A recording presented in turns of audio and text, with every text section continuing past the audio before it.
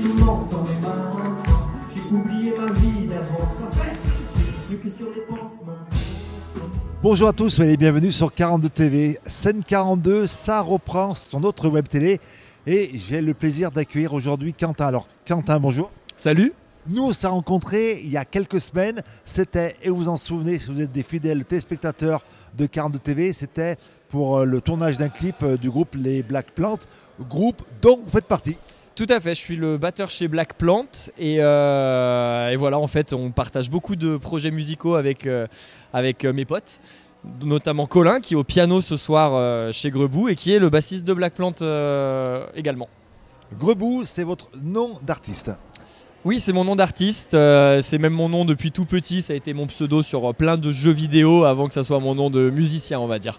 Un jeune artiste, un jeune chanteur donc, et puis guitariste. Comment on tombe dans la musique? Comment vous êtes tombé dans la musique pour en faire votre passion? Parce que c'est votre passion. Tout à fait, c'est ma passion. J'y suis tombé un petit peu par hasard grâce à un jeu vidéo justement qui s'appelle Guitar Hero. Et c'est un jeu qui permet de jouer un peu de la guitare sur une télé en essayant de taper les bonnes notes au bon moment. Et ça m'a vraiment, ça a été une révélation pour moi. Je me suis dit j'ai envie de faire de la scène, j'ai envie d'être une rockstar plus tard. Donc ensuite je me suis donné les moyens d'apprendre à jouer de la guitare, de la batterie, de la basse. Et petit à petit j'ai monté mes groupes. Et là ça fait depuis 15 ans que j'ai tout le temps des groupes de musique. J'ai besoin de la scène pour vivre. À l'époque, votre modèle, c'était qui? C'était quel style de musique? Quel artiste? Français, étranger, groupe de rock, métal, c'était quoi? Alors pour ma part, il y a vraiment un groupe qui m'a vraiment donné l'envie de faire de la musique sur scène. C'est un groupe qui s'appelle Green Day. C'est un groupe américain qui, voilà, du fin des années 90, début 2000. Voilà, ils ont un album en particulier qui m'a beaucoup plu qui s'appelle American Idiot, que je me suis tatoué sur le bras. Là, je ne sais pas si on voit la caméra. C'est vraiment l'album qui m'a donné envie de faire de la musique. J'ai appris à jouer de la guitare grâce à cet album. Et en fait, chez Green Day, il y a une énergie scénique qui m'a parlé. C'est ce que j'essaye de retranscrire en live. En fait, je me considère pas grand musicien, mais par contre j'aime faire le show, j'aime que il y ait un vrai partage entre les musiciens et le public. J'essaie vraiment qu'il y ait une cohésion entre les gens, qu'on partage tous ensemble un bon moment, quoi. Encore une cigarette et toujours plus de fumée. J'ai décidé plein la tête, pas décidé d'arrêter. Oui, j'ai eu peur tout à l'heure quand mon cœur s'est arrêté. C'est plus fort que moi, c'est plus fort que moi, mais pas encore. Alors, entre reprendre des morceaux de Green Day et puis écrire, composer, il s'est passé beaucoup d'années. On le disait, vous écrivez tout. Comment ça se passe? Alors là, ce soir, on va le préciser, nous sommes au Clapier, nous sommes dans l'ancienne gare du Clapier, qui est devenue maintenant une scène pour les jeunes musiciens stéphanois, mais même de toute la région. Ce soir, vous interprétez des morceaux 100% de votre création que vous avez créé de toutes pièces, des morceaux même inédits. Oui, ça tombe bien parce qu'aujourd'hui, vendredi 29 novembre, j'ai sorti une chanson qui s'appelle Hôtel. Alors c'est une chanson qui me tient particulièrement à cœur. C'est une de mes préférées et même pour Colin qui joue au piano par exemple, il l'aime beaucoup. Donc elle est disponible sur les plateformes de streaming, sur YouTube également. Quand on me rejoint sur les réseaux au nom de grebou.mp3 sur Instagram par exemple, on trouve toutes les infos. Et donc voilà, c'est un set composé quasi intégralement de composition. On fait une reprise qui est d'ailleurs disponible je l'ai mis sur ma chaîne YouTube aussi, une reprise d'un chanteur français d'il y a quelques années que j'ai remasterisé un petit peu en version pop rock. Mais voilà, sinon tout le reste c'est mes compositions originales. Voilà, ça peut aller du pop rock au rap, ça mélange pas mal de styles. Tout style pratiquement, enfin tout style moderne, parce que bon, les musettes c'est pas réellement votre tasse de thé, je ne pense pas. Comment ça naît une chanson, un titre? On se met devant une feuille blanche, on écrit d'abord les paroles, la musique. Comment ça se passe? Pendant longtemps, j'ai beaucoup travaillé de manière à... Je me mettais devant mon ordinateur et j'enregistrais des boucles de guitare, j'y mettais une batterie derrière et ensuite je venais y adapter une mélodie et ensuite des paroles.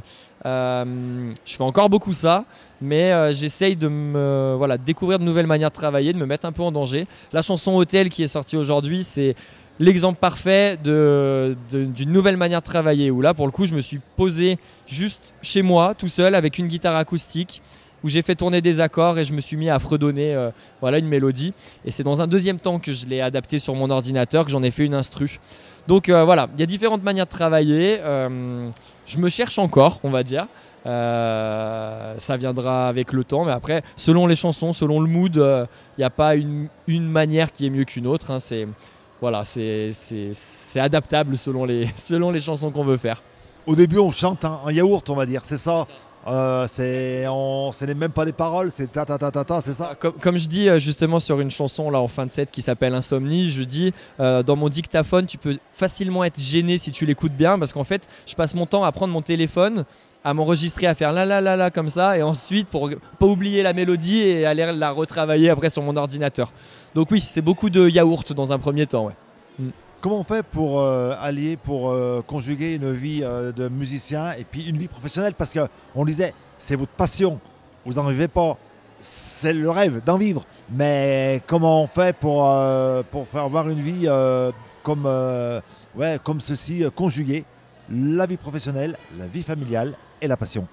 Eh ben, on va dire que moi j'ai quand même beaucoup de chance, c'est que à côté de la musique, je travaille à mon compte. Je suis tatoueur, donc en fait, je peux adapter mon emploi du temps. En fait, si j'ai envie de faire de la musique, je décide de faire de la musique. Si j'ai envie de faire du tatouage, je fais du tatouage et j'arrive à m'en sortir comme ça. Après, je fais quand même beaucoup de concerts, donc voilà, de fil en aiguille, on arrive à se faire un petit peu d'argent.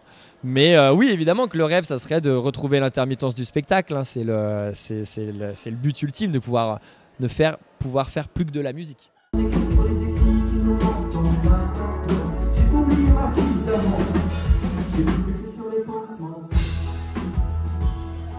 Vous êtes quand même un artiste multicarte. Le tatouage, c'est de l'art. Là, en fait, c'est du dessin, c'est même plus que du dessin. Donc, vous êtes artiste dans ce domaine et puis artiste dans la musique, dans le chant. Oui, c'est vrai que j'essaye de m'éparpiller un petit peu. De toute façon, depuis tout petit, moi, c'est dans le dessin que je suis rentré en premier avant de rentrer dans la musique. Mais j'essaye à chaque fois de combiner le tout. Hein. Je m'occupe de faire mes propres pochettes d'albums. Donc, il y a quand même la partie création dans la musique. Maintenant, elle est développée sur plein d'autres domaines. Hein. Voilà, que ce soit du visuel. Voilà, j'essaye de toucher un petit peu à tout comme je peux. Ça prend beaucoup de temps, mais au moins, je suis maître de mon projet de A à Z, quoi. Allez, depuis que vous écrivez, depuis que vous composez, c'est combien de morceaux que vous avez sortis? Vous avez une idée combien de morceaux qui sont même disponibles à l'écoute? Je pense que sur les plateformes de streaming, on doit être entre 10 et 15 morceaux qui sont déjà sortis. En fait, j'aime être assez généreux sur la musique que je propose parce que j'ai juste envie qu'en concert, les gens puissent les chanter avec moi. Donc, dès que j'ai des chansons de prêtes, je les envoie, je les offre au public et comme ça, on peut les chanter tous ensemble. Et justement, ce public, alors il vous suit grâce au réseau, grâce à des salles comme ce soir. C'est qui ces publics? C'est des jeunes, des moins jeunes, c'est l'auditeur, le fan type. Même si j'aime pas trop le mot fan parce que c'est fanatique. C'est qui? C'est quoi le portrait robot de la personne qui vous suit? C'est assez, j'allais dire malheureusement, mais non, heureusement, c'est assez éclectique. Il y a de tout âge. Alors, je me suis quand même rendu compte cette année qu'on a eu la chance de pouvoir faire quelques concerts dans des collèges et des lycées. On s'est rendu compte qu'en collège et lycée, ça prend vachement bien sur les jeunes, voilà, la tranche 16-22 ans, ça prend bien. Mais ça plaît aussi à des gens plus âgés parce que j'essaye de mélanger dans ma musique plein de styles différents. Donc j'aime beaucoup le rock des années 60, 70, 80. Hein. Donc j'essaie d'en mettre un peu dans ma musique. Donc ça peut plaire à des générations de cette époque, comme ça peut plaire à des générations plus nouvelles quand j'essaye de faire un peu plus du rap ou de la pop un peu plus moderne. Allez, 60, 70, 80, vous étiez pas nés. Donc on fait comment? On écoute ce qu'écoutaient nos parents. On va prendre un morceau d'Elvis Presley, on va écouter Elvis en boucle, on va se dire, ça, il y a un truc. Oui, tout à fait. C'est mes parents qui m'ont fait écouter beaucoup de musique. Hein. Je parlais de Green Day tout à l'heure, c'est mon père qui m'a fait écouter alors que j'avais 8 ans, quoi. Donc voilà, c'est une sorte d'héritage qui se passe un peu. En tous les cas, un jeune plein de talent, alors on peut vous suivre sur les réseaux. Vous voyez, tout s'inscrit dessous. Hein. Donc allez-y. Et puis votre actualité, alors c'est ce soir, on se rencontre lors d'un concert. Les prochaines dates, c'est où? C'est quand? Alors le prochain concert, on jouera à la Bourboule le 27 février prochain à la Bourboule dans le 63. Et je suis encore en train de booker la tournée de l'été prochain. Donc si jamais il y a des tourneurs, des salles, des festivals qui ont envie d'avoir Grebout dans leur programmation, on est demandeurs. Et puis les Black Plant, ça continue avec l'apparition d'un titre et du clip qu'on vous a présenté il y a quelques semaines sur 42 TV. Ça, c'est début janvier. Absolument, tout à fait. Début janvier, de toute façon, voilà, on se partage les infos avec les différents projets qu'on a. Donc normalement, sur les réseaux, vous devrez arriver à trouver tout ce dont vous avez besoin. Et puis donc sur 42 TV aussi, merci beaucoup de nous avoir suivis pour cette émission. C'était Scène 42. Merci, à très vite. Ciao, bye bye.